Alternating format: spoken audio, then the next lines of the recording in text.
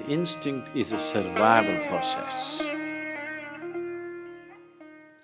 There is a natural instinct to preserve yourself, which might have gotten weak living in artificial circumstances. But if you go back and again live in nature, within a short span of time, you will see there's a different level of instinct in you. So, instinct is a different aspect. Intuition is a different aspect. Instinct is a certain dimension of physical perception. Intuition is not perception. Intuition is just a different dimension of computing.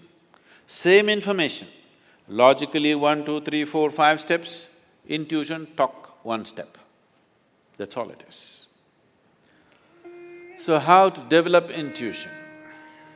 There are various methods. The Shambhavi Mahamudra that you do definitely enhances one's intuition, but don't try to consciously enhance that because you will go about doing guesswork. Guesswork is not intuition. Intuition means you just know, clearly know, that you can bank your life on it. Guesswork will lead you to lot of confusion. Oh, I have a gut feeling, there are some people. Always their gut is saying something because of bad food, I think. So, there are specific methods to develop intuitiveness. There are certain systems of yoga which are totally left-oriented. Here, the yoga that you learn with me in a program like this, we want to bring a balance between the right and left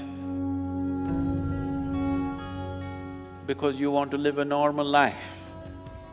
There are certain systems of yoga where they're not interested in what you call as normal life.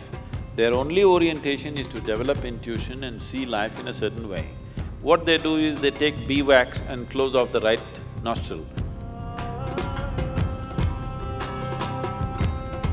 12 years, one solar cycle, 12.25 years, they block off the right nostril and you will see the logical mind will almost die. You will have no thought process, but you just simply know things like a cobra. See, if you ever handle snakes? No. If you handle a snake, especially a cobra, it is so perceptive. The reason why you see a cobra next to Shiva is because every yogi carried a snake at one time. Just yesterday somebody was reminding me that in the Middle Eastern culture, particularly the Christian mysticism, they show people carrying a snake-like stick because they couldn't get cobras in Middle East. They created a stick or they found a natural stick which looks like a cobra and they tried to use it. You see Moses carrying a snake-like stick and in many other places. But in India, yogis always carried a live cobra.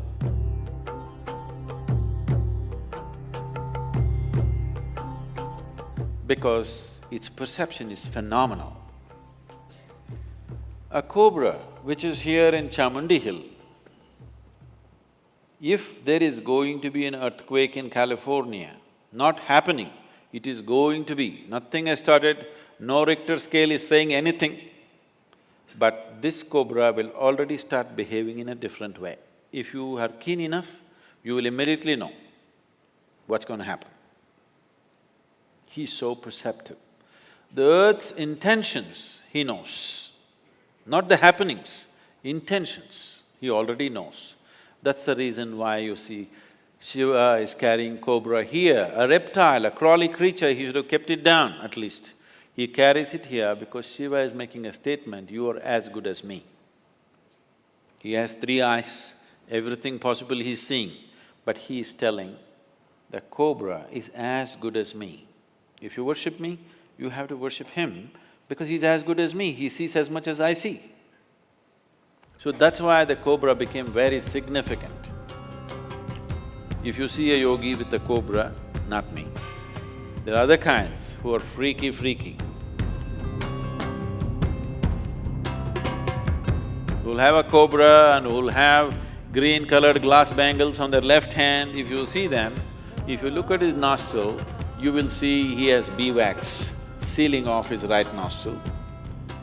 If you see that he doesn't have a beeswax, that means he is past his 12.25 year solar cycle and he is worth being with.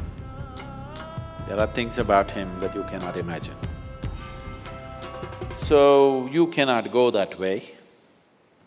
What you can do is, the simple practice of Shambhavi definitely opens up that dimension. But before you go into intuition, it's very important the logical dimension of your life is properly established. Otherwise, every fool who can't think straight will think he is intuitive. Yes, first establish the logical dimension of your life perfectly clear, then explore intuitiveness, it'll be fabulous. But without establishing logic, you try to walk into intuitiveness, you'll just go into a world of confusion.